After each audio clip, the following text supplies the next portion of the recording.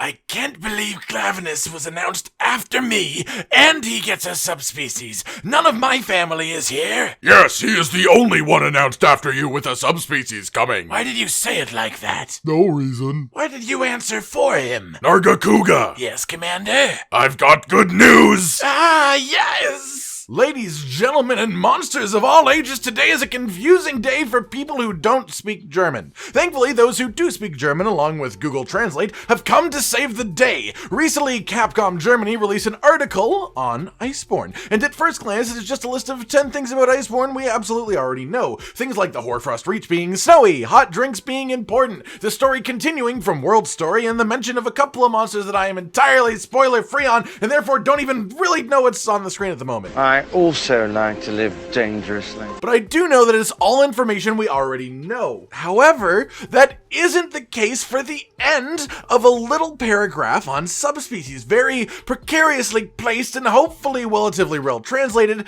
is this sentence. But that's not all. Also, Tigrex, Nargacuga, Legiana, Barioth, Glavenus, and other fan favorites return in modified versions. And before you say it, there is no way to translate this sentence that doesn't imply this is a list of monsters getting subspecies or rare species or variants or some sort of different version. Even more so when you think about the fact that it's the end of a paragraph that's literally titled Subspecies. Think about that list for a moment, though. Think, McFly. Excluding the one who is probably spoilery for me and Legiana, this list starts to show a significant theme. Those are all returning monsters. Glavenus' modified version we already know a fair bit about in Acidic Glavenus, but the other three, as far as Iceborne goes, to this point, have only been announced in their base forms, and I, for some reason, switched into an accent.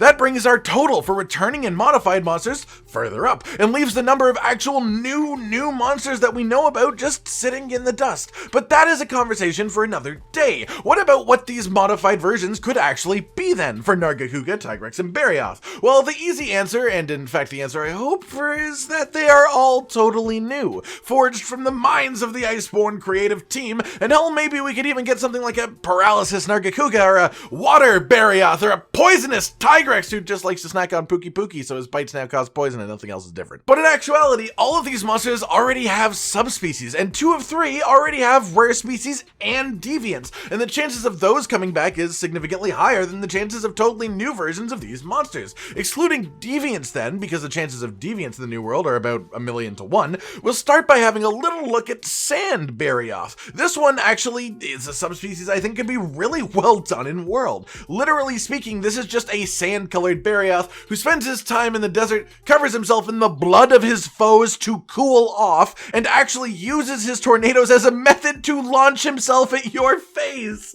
Barioth's Iceborne tornado seems to have been toned down a little bit visually, but I can absolutely picture this sandy cat creating a little dust devil in the Wildspire Waste, and honestly, with a little bit of developmental love, I think he could be quite a neat addition to our roster of monsters in world. Nargacuga's subspecies then comes in the form of Green Nargacuga. Please don't tell me it's Nargacuga but spray painted green. It isn't. It's Nargacuga but spray painted green, a little bit bigger, and he has a new move. Oh cool, what is it? A double tail slam that Iceborne's base Nargacuga actually already has integrated into his moveset. So Green Nargacuga is almost entirely pointless to have in the game without a full rework of what he is. But that would be so pointless because Nargacuga also has a rare species in Lucent Nargacuga, who visually speaking is just sort of a shiny metallic Nargacuga, but mechanically speaking is about 10 times better than any other Nargacuga option I could come up with in my tiny little human brain.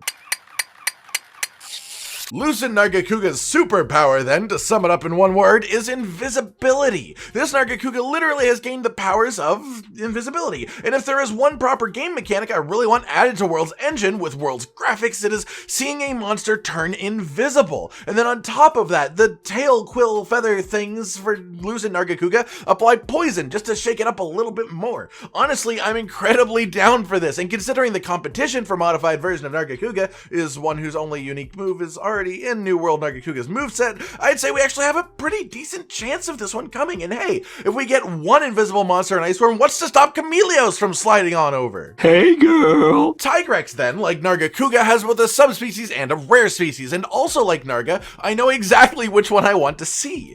Brute Tigrex is a sort of color-drained subspecies of our good old roaring boy who just wants to be heard, like literally. The difference with this Tigrex is he moved to a volcano and no one was around, so he learned how to yell louder so people could hear him, and his scales drained of color because of some strange mutation of the area because, you know, Monster Hunter. Mechanically though, this monster uses his roars as an actual weapon. He actively uses them as offense, even using it as a finisher to his charge, and when enraged, even more so. This subspecies is at least sort of interesting, and actually more likely to see than Tigrex's rare species, at least in my mind. Think about probably the biggest change that came to Iceborne's Tigrex, his roar range. It is absolutely minuscule now. On its own, that change just seems a little odd, but nothing out of the ordinary for monster changes, you know? It's a returning monster. Who knows? Maybe it's just more fair. But when you consider the fact that we could be getting Brute Tigrex, who is known for his more powerful roar, it becomes an actual talking point. What if Tigrex's roar is now tiny because Brute Tigrex is coming in? His roar is not tiny. What if Tigrex was slightly changed to actually make Brute Tigrex more of a different fight? What if Iceborne Brute Tigrex has Old World War range and proper damage? This would be such an easy way to make Brute Tigrex a better subspecies without even touching him himself. Indeed.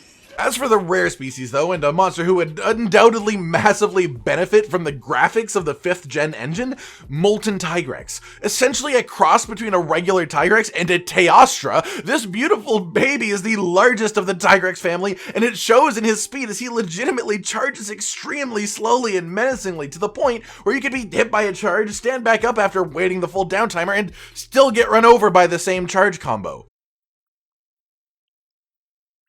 Covered head to toe in blood red scales, the classic color coordination of Monster Hunter shines through as Molten Tigrex is a master of the blast element. His dead scales, meaning the ones not currently attached to him, are particularly explosive, and of course his claws are very much usable as flint. And his claws, as a result of being used in this way, become particularly harder than even a normal Tigrex. The final real change then is that this Tigrex actually becomes faster and more fluid as he takes more damage, because his new explosive scales actually weigh him down a little, and as you fight him, you remove the scales and literally take a weight off his back, because us hunters are just nice like that sometimes. Visually speaking, this guy wins the fight to come to Iceborne. I honestly don't think you could even come up with a concept for a Tigrex that would look better than this and still fit the lore. So Molten Tigrex gets the win in that category, but at the end of the day, when I think about potential execution in the way that returning monsters have been brought into World, I actually think I might prefer to see a New World Brute Tigrex before a New World Molten Tigrex. And the truth shall set you free! And I know Molten Tigrex is essentially Brute Tigrex, but with more, but I honestly think in the 5th generation engine, this could be a case of less is more, especially as Brute was so understated in the past. This could really give him a good second chance, whereas Molten Tigrex already feels so much love, Brute Tigrex could really use a good redo. And hey, maybe I'll be proved wrong, and I have nothing against being proven wrong, but that is my gut feeling about these monsters being in Iceborne. Hell, I would be happy to see every version of Tigrex that has ever existed in this game. You know me, I love Tigrex. Alright everyone, I've been Cotton Dinosaur, and this has been your daily dose of conspiracy-based theorizing. Which of these modified monsters would you like to see in Iceborne the most? Like if you like the video, subscribe and hit the notification bell for more, and most importantly, ladies and gentlemen, until next time, stay sweet.